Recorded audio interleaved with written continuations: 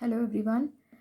Today we are going to start our chapter 10, that is financial markets, and very important as well as very interesting topic, financial markets. As we are very aware about and we are very familiar with the term market. Market is a place where buyers and sellers interact with each other. Right? If we are talking about general market, then we can say that it is a place where buyers and sellers interact or meet each other for exchange of goods and services, right?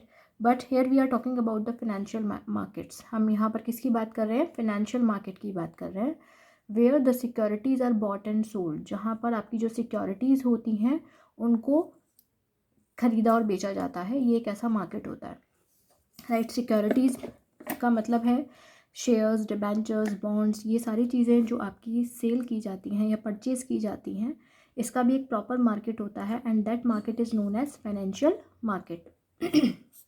तो financial market क्या है? Financial market is a market for the creation and exchange of financial assets. ये एक ऐसा market है जहाँ पर या तो हम क्रिएट कर सकते हैं, for example we can purchase the securities, और we can exchange of financial assets. हम हम फाइनेंशियल एसेट्स को एक्सचेंज भी कर सकते हैं. फाइनेंशियल मार्केट के कुछ फंक्शंस होते हैं, like mobilisation of savings and channelling them into most productive uses. हमारे यहाँ लोग क्या करते हैं, लाइक सेवर्स होते हैं एंड इन्वेस्टर्स होते हैं. तो जो सेवर्स होते हैं वो क्या करते हैं, इन्वेस्टर्स जो होते हैं वो क्या करते हैं कि इस टाइप के मार्केट में, फाइनेंशियल मार्केट में अपना पैसा इन्वेस्ट करते हैं, एंड द बिजनेस फर्म्स और the persons who are in need to utilize these funds in the most productive manner, they can utilize those funds. For example, जैसे हम बैंक्स में क्या करते हैं, we just save our savings, और उसके बाद बैंक जो होती है वो हमारे पैसे को लेंड करती है to the businessman, to other institution, to other industrialist. उससे हमें क्या होता है, हमें भी प्रॉफिट होता है, एज वेल एज जो इंडस्ट्रियलिस्ट होते हैं उनको भी प्रॉफिट होता है.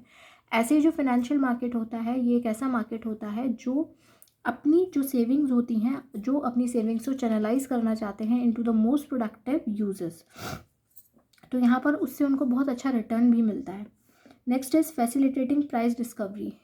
ये एक ऐसा मार्केट होता है जहाँ पर जिसकी हेल्प से हम प्राइस को डिस्कवर कर पाते हैं. आपको पता है कि as we are very aware about this term market forces. Market forces का मतलब होता है the demand and supply, right? तो शेयर्स हो गए, डिबेंचर्स हो गए, इनके जो प्राइस होते हैं वो इंक्रीज़ और डिक्रीज़ कैसे होते हैं, हमें कैसे पता लगता है कि शेयर का प्राइस कितना है या डिबेंचर का प्राइस कितना है? वो पता लगता है हमें according to the market forces, according to the financial market. Financial market में जिस चीज़ की ज़्यादा डिमांड होती है, जितनी सप्लाई होती है, उसी के अकॉर्डिंग हमारा जो प्राइस होता है वो डिटरमाइन हो जाता है. तो जो आपका फाइनेंशियल मार्केट होता है, इट हेल्प्स टू स्टेबलाइजिंग और it helps to facilitating the price discovery of the shares and other securities as well, right? Next function है providing liquidity to financial assets. ये एक ऐसा मार्केट है, it provide liquidity to financial assets.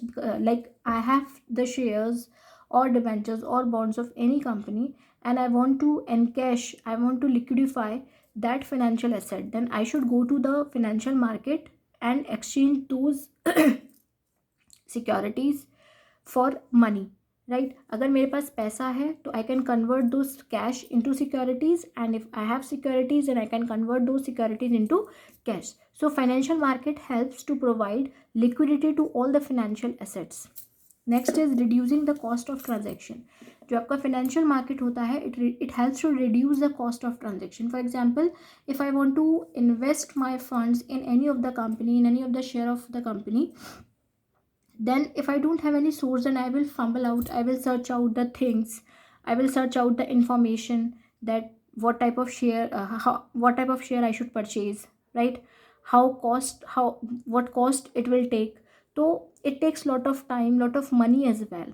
But financial market is a place where we can get each and every information which is beneficial for the investors as well as for the savers. So it helps to reduce the cost of transaction as well, right? Next is financial market, right? Types of financial market. There are two types of financial market, that is capital market and money market. दो तरीके के markets होते हैं, capital market और money market. Capital market वो market होता है from where we can raise the long term funds, जहाँ से हम लॉन्ग टर्म फंड्स को रेज कर सकते हैं. That market is known as capital market. And the market from where we can raise the short term funds, जहाँ से हम short term fund raise कर सकते हैं. For example, for 1 year, अगर हमें 1 साल के लिए किसी भी पैसे की ज़रूरत है, we can opt for money market, right? तो आज हम पढ़ेंगे the instruments of money market, कि मनी मार्केट के कौन कौन से इंस्ट्रूमेंट्स होते हैं, which is very important with respect to your board examination as well. So please understand it very carefully. There are 5 instruments in money market which is there in your course. First is treasury bills, which is also known as T-bills, जिसको हम T-bills भी बोलते हैं. इन सबका time period with in 1 year का ही होगा, क्योंकि जो मनी मार्केट होता है it is for raising the short term funds. तो T-bills जो होते हैं it is issued by RBI on behalf of government. ये जो T-bills होते हैं, ट्रेजरी बिल्स जो होते हैं, it is issued by RBI on behalf of government, so that the short term funds, the need of short term funds can be meet out. Government को जब पैसे की ज़रूरत होती है तो वो क्या करती है, T-bills इशू कर देती है टू द पब्लिक और to the banks as well. ये नेगोशिएबल इंस्ट्रूमेंट होते हैं. Negotiable means easily transferable from one person to other. If I purchase the T-bills and if I am in need of money, then I can transfer my T-bills to another person, right? ये जो T-bills होते हैं it is sold to banks and public. जो आपकी RBI होती है या तो वो बैंक्स को सेल करती है या जनरल पब्लिक को.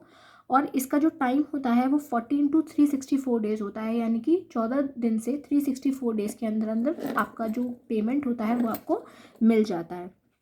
Highly liquid and provide assured returns. ये highly liquid form of financial assets we can say, ये बहुत हाईली लिक्विड फाइनेंशियल एसेट्स हैं. और इसमें जो रिटर्न्स होते हैं वो अश्योर्ड होते हैं, बिल्कुल श्योर होते हैं, वो आपको मिलेगा ही मिलेगा.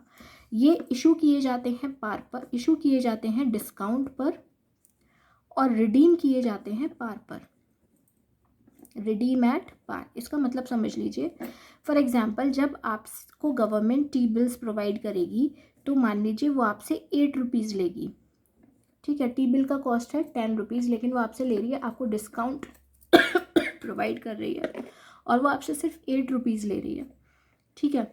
लेकिन जब वो आपका पेमेंट करेगी तो वो आपको कितना पे करेगी, 10 पर T-bill पे करेगी आपको.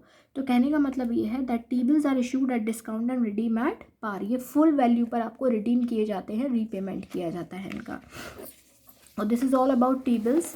और हाँ, T-bills जो होते हैं, the most important thing is 25,000 से कम T-bills कभी भी इशू नहीं किए जाते हैं, नॉट लेस देन 25,000, राइट.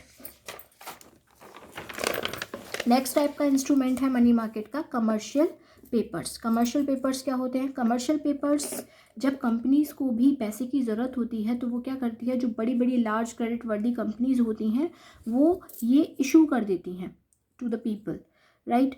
और इनका जो टाइम पीरियड होता है वो भी 15 days to 1 year ही होता है. ये अनसिक्योर्ड प्रोमिसरी नोट होते हैं और ये 15 days to 1 year के अंदर अंदर ये इनका पेमेंट कर देते हैं, क्योंकि हाईली क्रेडिट वर्दी कंपनीज होती हैं, they are in need of money, तो आसानी से उनको क्या मिल जाता है, पैसा मिल जाता है. Next is call money. Call money जो होता है ये कमर्शियल बैंक इशू करती हैं. जब देखिए CRR हम सबको पता है कि what is CRR, cash reserve ratio. Every bank have to maintain CRR at RBI. Reserve Bank of India के पास हमें CRR मेंटेन करना होता है, यानी कि जो भी हमारे पास टोटल अमाउंट होती है किसी भी कमर्शियल बैंक के पास, उसका कुछ पोर्शन हमको रिजर्व बैंक ऑफ इंडिया के पास रखना होता है, ठीक है. That is called cash reserve ratio. तो कैश रिजर्व रेशियो को मेंटेन करने के लिए कभी कभी जब हमारे पास सफिशिएंट बैलेंस नहीं होता है तो हम क्या करते हैं, हम दूसरी कमर्शियल बैंक से पैसा ले लेते हैं टू मेंटेन CRR. और ये जो टाइम होता है ये फ्रॉम 1 day to 15 days होता है. 1 दिन से 15 दिन के लिए ये कॉल मनी लिया जाता है और इस पर जो इंटरेस्ट देनी पड़ती है कमर्शियल बैंक को, that is called call rate, right. तो when one commercial bank borrow from other commercial bank to maintain CRR, then that is called call money. इसका जो टाइम पीरियड होता है वो 1 day से 15 days के अंदर अंदर कमर्शियल बैंक को इसका पेमेंट करना होता है। Next is certificate of deposit. Certificate of deposit जो होते हैं, it is also issued by commercial bank and other development financial institution. जब उनको पैसे की ज़रूरत होती है बैंक्स को या अदर फिनेंशियल इंस्टीट्यूशन को, they just issue the certificate of deposit and they are unsecured promissory note and negotiable instrument. Negotiable means transferable from one person to other.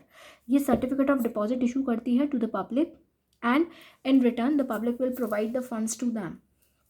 और उसके बाद ये एक अच्छे रेट ऑफ इंटरेस्ट, एक अच्छा इंटरेस्ट देकर लोगों का पेमेंट विद इन 1 ईयर कर देते हैं।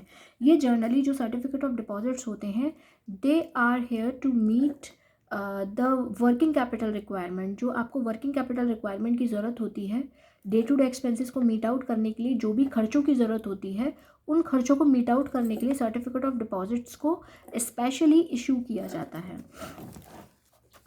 Next is commercial bills. Commercial bills are as simple as the name suggests. Commercial bills हम लोगों ने 11th स्टैंडर्ड में पढ़ा है।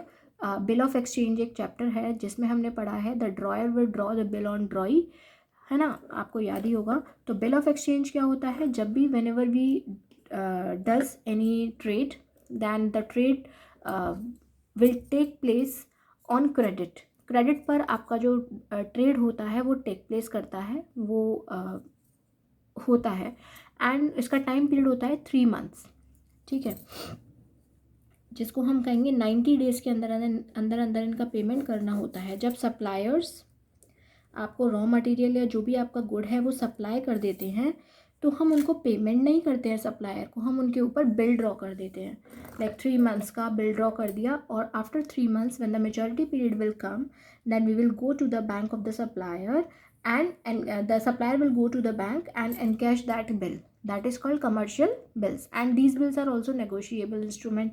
आप लोगों ने 11th स्टैंडर्ड में अकाउंट्स में पढ़ा होगा कि जो बिल्स होते हैं they are endorsed from one person to another, ठीक है। तो these are 5 types of money market instrument which are very very important with respect to your board examination. तो ये सारे ही जितने भी इंस्ट्रूमेंट अब तक हमने पढ़े हैं, they are ranges from 15 days to 1 year। ये 1 ईयर तक के का रेंज होता है इनका, और विद इन 1 ईयर इनका पेमेंट हमें करना होता है। Thank you so much for watching the video. In the next video we will talk about capital market.